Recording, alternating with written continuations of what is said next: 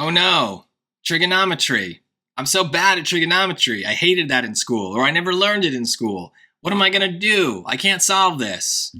Well, you know what's really good at trigonometry? The freaking calculator, okay? They have buttons for that stuff. Use them, right? So I'm not going to type here. I'm just going to show you where the buttons are because in case for some reason you have a keyboard when you're taking the SAT, we can use the buttons that Desmos comes with. So sine of 42 pi.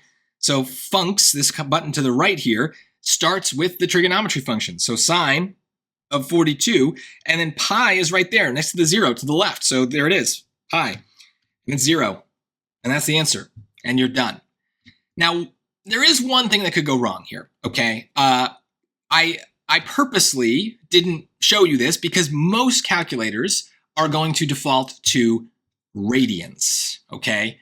And I don't know why that is. I think it's one of the stupidest things. I never understood it. It drives me insane because how many times, I'm sure this happened to you, have you gotten something wrong on a test, on a quiz, on a homework, whatever, because your calculator was in the wrong mode. It was in radians when it should have been in degrees. It was in degrees when it should have been in radians. Whatever it is, it's just an annoying little thing. Some advice. If there's a pi in the measurement of the angle, it's almost certainly radians. On the SAT, I think pretty much in every case, in order for them to put degrees in there, they're going to need the little degree symbol, right? The little circle. So it's there. But also, this is a good example of like, be thorough, right? So it's on radians. That's how Desmos is. And I just showed you at the top right there, we have that little wrench icon. That's settings. And then we can switch to degrees just by tapping it. And if we do that, we see that our number changed, right? It was 0 before. Now it's 0.743. So most of us are then going to fall for the trap because out of laziness, we will cross out A, that's not 0.74. We will cross out B, that's 0.5, not 0.74. And we will cross out C, that's 1. And we'll just assume, all right, whatever it is, it's got to be C because that's obviously a weird number. But if we had just taken the second it takes to just do square root of 2 divided by 2, we see that it's close. That's just a coincidence. It's not the same though. 0.707 is not the same as 0.743. And so if you got this wrong because your calculator, whether it's Desmos or your handheld is in degrees mode, and you didn't bother to check, it wasn't so much that you didn't check your calculator, it was that you didn't check the answers here. You got to be thorough, right? I mean, we know not to do this in reading. We also shouldn't do it in math. Don't just pick the last thing because it's the only thing left. It might be that you messed up somewhere, right? So it's always good to, if we can, actually prove the right answer right. Those few seconds it takes to do that could have saved you 10 or 20 points if you're watching this video because you fell for this trap that I kind of outlined here. But like I said, Desmos is going to, I believe, default to radians. However, if you change it at any point during your test, I think it stays. I think it stays then as degrees. So you got to be careful. And who knows what your personal calculator is. You know, if you've been doing trig in school, you're constantly switching. So it's a nightmare.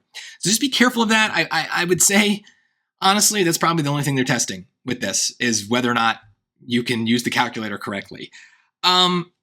If we're looking for another way to do it, I don't even know. I guess we could realize that with radians, we just keep going around in a circle, right? Because what's the maximum number of radians in a circle? It's 2 pi. And that's given you in the reference chart if you don't know.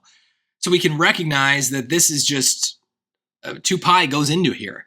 So if we took our 42 pi and divided by 2 pi, we get 42 divided by 2. This is an even number, right? That's 21, which just means that we're kind of going around a circle 21 times. So we're ending where we started because 2 pi and 0 radians are also the same thing. We're in the same spot.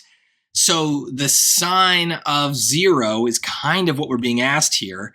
Sine of 0 radians, sine of 0 degrees, and a sine curve, if we think about the xy plane, does one of these. So it starts at 0.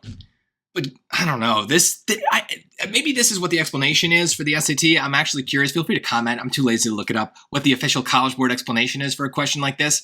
I don't really care, but maybe other people might find it interesting. But this is not a case where I would do any real trigonometry other than hitting a button on a calculator. And I think if you have the instinct to do it the long way, then there's something wrong with you. And you need to change that instinct. You need to change your habits to basically avoid math at all costs on the SAT and use the calculator when you can and use other strategies to avoid complicated things as much as possible, like plug points and equations. So let me know what you think about this, but this is really just, if you use the calculator, 10 seconds. That's about it.